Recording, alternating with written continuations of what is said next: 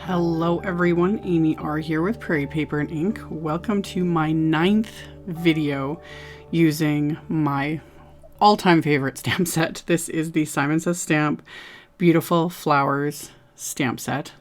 And it was one of those days where I had, this idea just started kind of bubbling in the back of my mind of a card. And I just wanted to do it. I was curious. So I have 2 card bases here in my stamp platform. I'm using the larger one, and both of these are 4 1/4 by 5 1/2, and I have lined them up. So this is basically a full sheet of cardstock already cut and scored.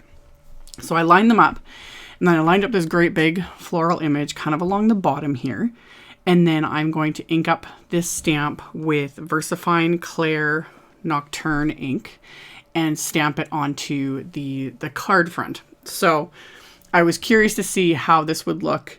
I've done, similar ones in the past, only using part of the image, etc. Because this is a very large stamp. It's over 6 inches long.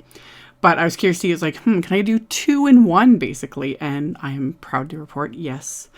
And I was also in a little bit of a funk, just have a lot of things in my mind of different designs I want to do and all these different things. And it's just, sometimes it's almost too much. And sometimes I need to just kind of reset, go back. And right now I'm on the whole gold, black, white kick is a thing. I love it. I love it. So that's what I did. So I decided, since I already have the stamp out and it's on the platform, I'm going to do the inside at the same time.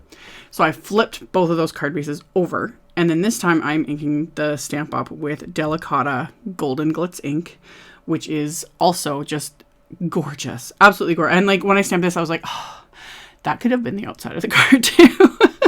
And that's part of my problem sometimes. It's I could keep going. I could do multiples, and it's I don't have time. I can only do this. But I'll give you guys the ideas. Why not? You could do it with gold and then do the black splatter and everything. Do the exact same thing, but do the gold on the outside. It would look gorgeous. Just gorgeous. So I stamped the outside, and then I also wanted to stamp my envelopes. So I pulled out black envelopes. And this is a trick. Other people have mentioned this to me, and I always forget to do it. But this time I made a point of remembering. I put a piece of cardstock in the envelope, like an A2 piece of cardstock. That helps give you a smooth surface to stamp on, because there's the seams and whatnot from the back of the envelope. And sometimes, especially with large stamps like this, it can be difficult to get a good impression. So you could use a piece of acetate, you use whatever you want, but I was like, I have A2 pieces of cardstock right here. So that's what I did. And then I stamped the image with that Delicata Golden Glitz, and that on a black envelope. I could have just finished here, just done for the day. It's so pretty. It just, and then I would write to the recipient, the recipient's address. I will write in either a gold or a white pen. That will look like a white gel pen. That'll look just gorgeous. So stamped both of my envelopes while I have this great big stamp out, and then I can clean the stamp, put it away. It's stained to heck because I have gotten so much use out of it. This is, if you don't own this stamp, but again, I have a thing for large floral images. I own, all of them. So anyway, I am, of course, going to add splatter to this. So I'm using black SOOT Ranger Distress paint, and it's very liquidy, so you don't need to thin it out with water, nothing. You just use it as is. Always with this, be aware, with distress paint, it is permanent when it dries. So you want to clean your tools, clean your brushes. And brushes, clean them with soap and water. I have a bad habit of just kind of swirling my brush in water after using this paint. And 1, it can literally wreck your brush. But 2, you'll see in a minute why. Use soap and water. So I splatter both backgrounds. I put scrap paper into my splat box because since I'm working right on card bases and not separate pieces of cardstock that I'm going to adhere, I didn't want to get any splatter on the back of my card. Although sometimes I just don't care. If you get some smears here and there, whatever. In the end, it all just adds to the handmade element. Anywho, pulled out the STARRY. I didn't pull it out. It was literally sitting at my elbow. The Gansai Tambi STARRY colors. That's another thing I've just been using on almost every single card lately, is these. And this is where I sprayed in the water and I started swirling, and the black started coming out of my brush. there was still black paint in it. So easy fix. I just sopped up that watercolor that was tainted with the black paint, because like I said, the distressed paint is permanent and I don't want that mixed in with my watercolor.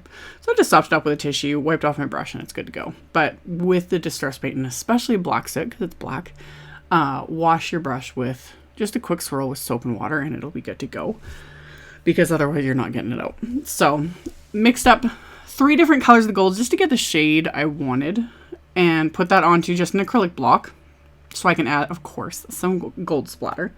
I kept it, I consider this to be fairly toned down splatter wise.